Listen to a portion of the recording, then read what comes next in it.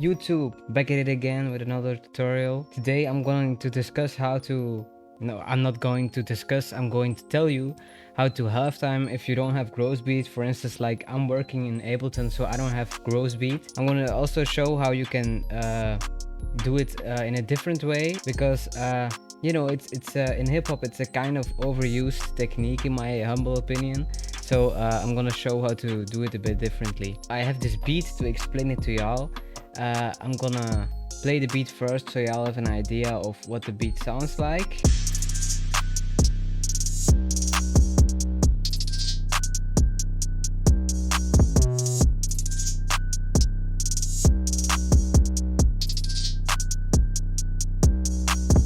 I half-timed a lot of instruments in this beat, so I'm gonna start off with this lead in the beginning. I'm gonna solo it for a moment.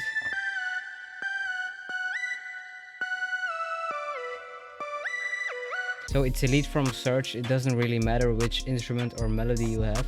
You just have to have a melody, freeze the track, and then after you freeze it, flatten it like this.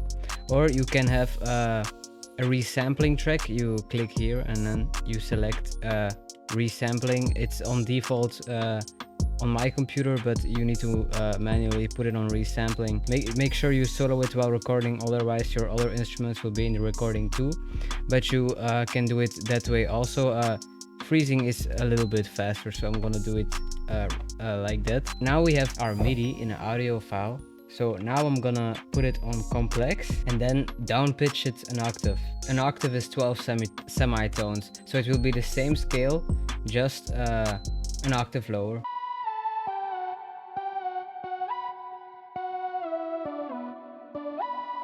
And you can experiment with the different pitches. You can, for instance, go another octave lower.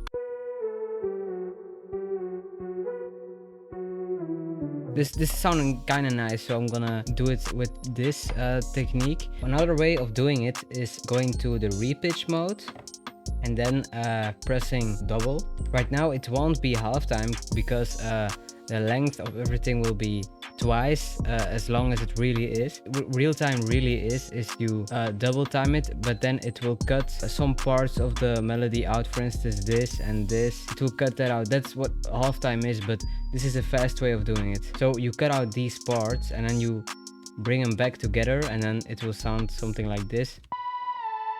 I'm gonna take some more parts just to show you how it really would sound like. It's not really the way I do it personally, but this is kind of like how it would sound, but this is like kind of boring. So what I will do most of the times is I will take this and I will create a MIDI track, and I will take this sample and put it in the slicer tool. Right now you can just go in, create a MIDI region and then make a slice pattern. In the instrument track we will make the sample halftime, but you will still have the normal speed like it would be normally. So I'm gonna warp this first, this is important, and then repitch it and press double, and now you will kind of have the real gross beat.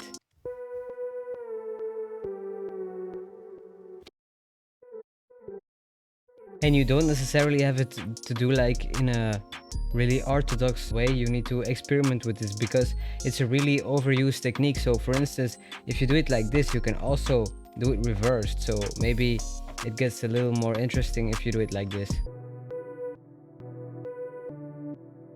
See, this is a lot different from the standard gross beat you'd normally get. I'd recommend experimenting, as I said. It's a very overused technique, but you know, I use it too. Sometimes the energy is a little bit too high in a beat, and then gross beat can come in, and I'm sorry, halftime can come in, and it can be you know, your B parts for some variation in the beat. So this was it. Very short tutorial, very simple tutorial, but I hope you took something away from it. This applies for other DAWs too. I hope you learned a lot from this.